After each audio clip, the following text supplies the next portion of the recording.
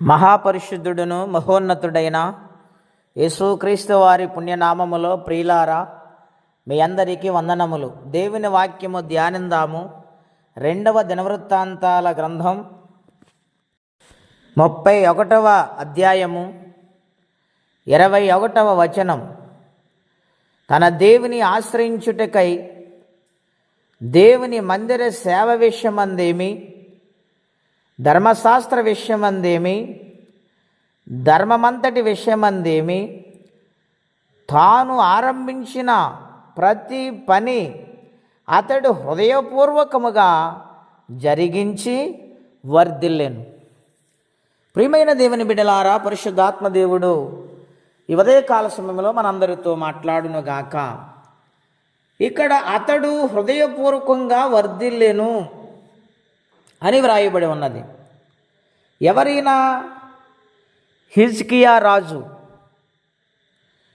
ఈయన దావీదు మహారాజు దేవుని ఎదుట ఏ విధముగా నడుచుకున్నాడు, ధర్మశాస్త్రం అంతటి విషయములో ఎంత భయభక్తులు కలిగి ముందుకు సాగిపోయాడు, ఆ సంగతులన్నీ గ్రహించిన హిజ్కియా మహారాజు దేవుని సన్నిధానములో అటువంటి యథార్థత కలిగి ఆయన జీవించాడు.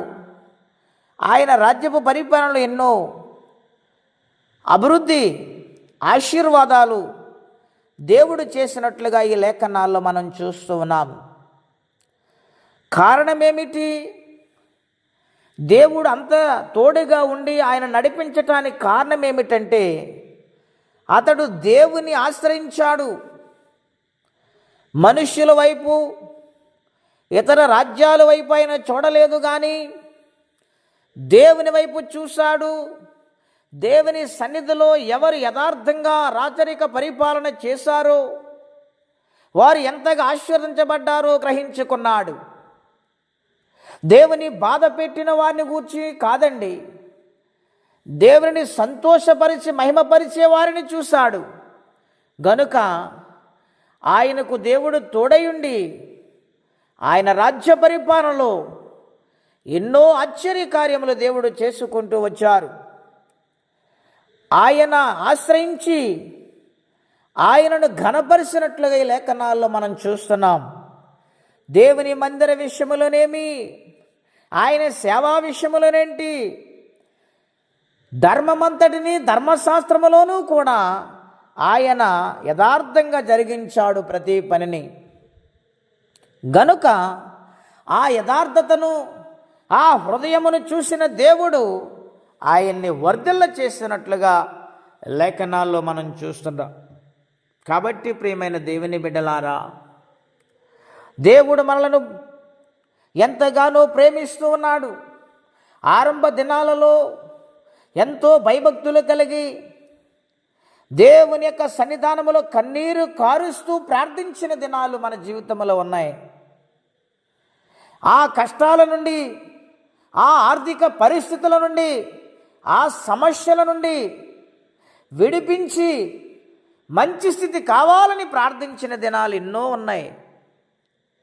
దేవుడు ఆ ప్రార్థన ఆలకించి ఆనాటి జీవితమును ఈనాడు ఎంతగా ఆశీర్వదించారు ఒక్కసారి మనం వెనక్కి తిరిగి చూస్తే మనకు అర్థమవుతుంది. మరి ఈ దినాలలో అటువంటి ప్రార్థన ఉందా? ఇటువంటి దినాల్లో దేవుని గూర్చిన వార్తను భయముతో భక్తితో స్వీకరిస్తున్నామా? ఇక్కడ రాజంతటి వాడే హృదయపూర్వకంగా దేవుని పని చేసి వర్ధిల్లాడు. దేవుని పని ఎవరైతే హృదయపూర్వకంగా చేస్తారో వారికి ఏ భయము లేదండి. వారిని నిత్యముగా దేవుడు ఆశీర్వదిస్తారు. వారి సమస్యలు పరిష్కరిస్తారు. వారి ఇబ్బందులను దేవుడు విడిపిస్తారు. వారి మార్గాలను దేవుడు సరళపరుస్తారు. వారు అనుకున్న దానికంటే ఉన్నతమైన కార్యాలు దేవుడు వారి జీవితంలో నూతన సంవత్సరాలు చేయబోతూ ఉన్నాడు.